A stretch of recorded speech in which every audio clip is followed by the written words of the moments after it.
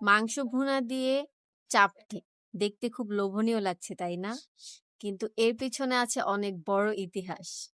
ইতিহাস দেখতে হলে এই ফুল ভিডিওটি আপনাদের দেখতে হবে। রাত বাজে ৩টা, এখন আমাদের ক্রেভিং হয়েছে মধ্যরাতে বিফ ভুনা আর চাপটি খাওয়ার। কিন্তু আমরা যা বানিয়েছি ফার্স্টে আমাদের অর্ধেক গুঁড়ি একদম নষ্ট হয়ে গিয়েছে। চালের গুঁড়ি নিয়েছি এখানে আমরা।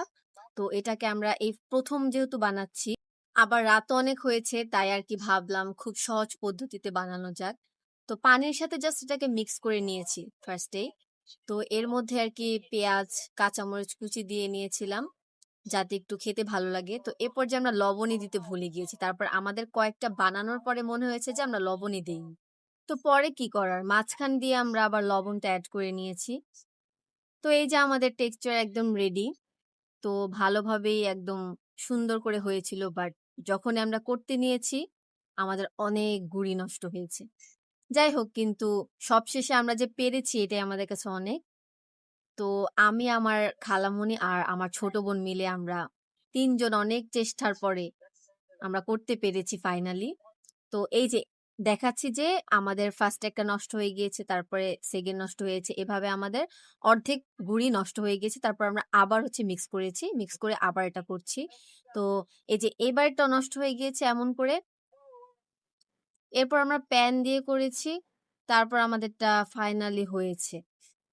আলহামদুলিল্লাহ। তারপরে আমাদের এই যে একে, একে করে আমরা অনেকগুলা বানিয়ে নিয়েছি। এরপর আমি চলে গিয়েছি আমার মাংস ভুনাটা রেডি করতে।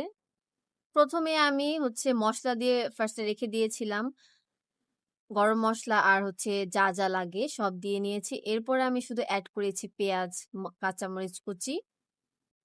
তো এর মধ্যে আমি টমেটো, তারপর আদা রসুন বাটা, তারপর হচ্ছে একটু দুধ দিয়েছি, জিরা গুঁড়া দিয়েছি। এগুলো সব দিয়ে তারপর মাঝখানে একটু আবার সস দিয়ে নিয়েছি। তো তারপর এগুলা একসাথে দেওয়ার পর ভালোভাবে মিক্স করে নিয়েছি। তো মিক্স করার পর আমাদের আরকি সময় একদম চলে যাচ্ছিল। তখন ৩:৩০ মতো বাজে। তো আরকি আমরা ওইটা বানানো শেষে আমি হচ্ছে এদিক দিয়ে মাংসটা করছিলাম আর ওদিকে আমার খালামণি ওটা বানাচ্ছিল চাপটিটা। তো আসলে মজার কাহিনী হচ্ছে আমরা বানাতে চেয়েছিলাম ডোসা। তো আমাদের ডোসা বানাতে যেয়ে হয়ে গিয়েছে চাপটি। আবার আমরা মাঝখান দিয়ে ছিটা রুটি বানানোর ট্রাই করেছিলাম। বাট সেটা হয়নি যেহেতু এটা চালের গুঁড়া ছিল। তো আমি জানি না সেটা কি দিয়ে বানায় আর কিভাবে বানায়। আপনারা যদি জেনে থাকেন অবশ্যই কমেন্টে জানাবেন।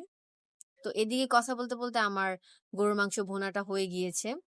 যেটা আমি নিজের হাতে করেছিলাম। আমার মামুনি আমাকে অল্প দিয়েছে মাংস যাতে আমি নষ্ট না করি। তো এজন্য আরকি আমি এই অল্প মাংস দিয়ে সুন্দর করে ভুনা করেছি রাতের জন্য। কারণ হচ্ছে আমরা তো অনেক নষ্ট করি এজন্য আমাদেরকে ভরসা পাচ্ছিল না যে দিবে নাকি না দিবে। তো হচ্ছে এই তো এই পর্যায়ে আমাদের মাংস ভুনাও রান্না করা শেষ। তো ভিডিওটা আপনাদের কাছে কেমন লেগেছে অবশ্যই জানাবেন।